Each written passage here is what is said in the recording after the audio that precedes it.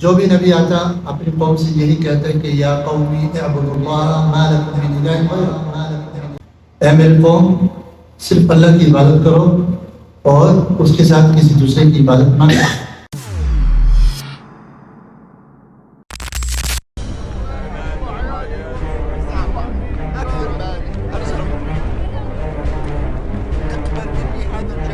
ان آیات میں جن میں اللہ تبارک و تعالیٰ نے ہمیں بتایا ہے کہ ہر نبی نے اپنی قوم کو یہ دعوت دی ہے، ایک تو ان آیات میں توحید کی اہمیت ہے۔ توحید کی اہمیت اتنی زیادہ ہے، ہر نبی نے توحید کی دعوت دی ہے۔ سب سے پہلے آ کر اللہ تبارک و تعالیٰ کی توحید کی طرف بلایا ہے۔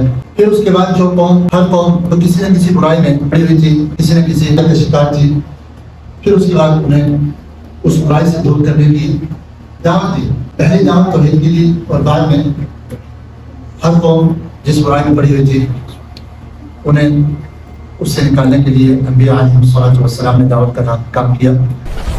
سنو لوگو، اس غلام نے ہمارا دین چھوڑا ہے۔ جو کوئی بھی اس پر میرا عذاب برستے ہوئے دیکھنا چاہتا ہے وہ مکہ سے باہر آ جائے۔ میں مسلمان ہو چکا ہوں لیکن یہ آج بھی مشرک ہے۔ ان پر جو عذاب برسے گا وہ اس سے کہیں زیادہ ہوگا۔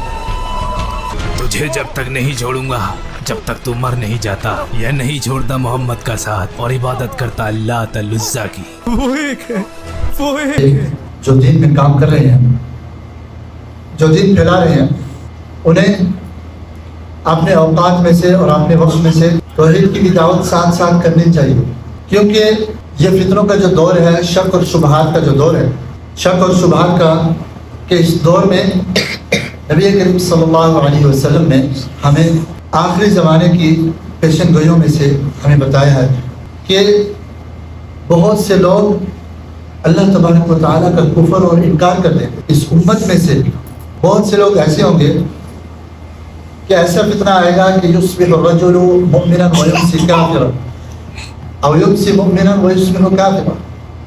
ایسے فتنے آئیں گے اس امت پہ کہ اگر صبح ایک شخص ایمان والا ہوگا تو شام تک کفر کر دے گا۔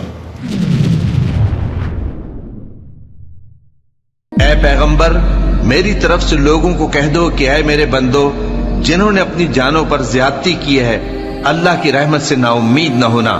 اللہ تو سب گناہوں کو بخش دیتا ہے، بے شک وہی تو ہے بڑا بخشنے والا، بڑا مہربان۔ اور اس سے پہلے کہ تم پر عذاب آ واقع ہو، اپنے پروردگار کی طرف رجوع کرو اور اس کے فرما بردار ہو جاؤ، ورنہ بعد میں تم کو مدد نہیں ملے گی۔ اور اس سے پہلے کہ تم پر ناگہاں عذاب آ جائے اور تم کو خبر بھی نہ ہو، اس نہایت اچھی کتاب کی جو تمہارے پروردگار کی طرف سے تمہاری جانب نازل ہوئی ہے پیروی کرو۔ ایسا نہ ہو کہ اس وقت کوئی شخص کہنے لگے کہ ہائے اس کوتاہی پر افسوس ہے جو میں نے اللہ کا حق ماننے میں کی اور میں تو ہنسی ہی کرتا رہا، یا یہ کہنے لگے کہ اگر اللہ مجھ کو ہدایت دیتا تو میں بھی پرہیزگاروں میں ہوتا، یا جب عذاب دیکھ لے تو کہنے لگے کہ اگر مجھے پھر ایک دفعہ دنیا میں جانا ہو تو میں نیکوکاروں میں ہو جاؤں۔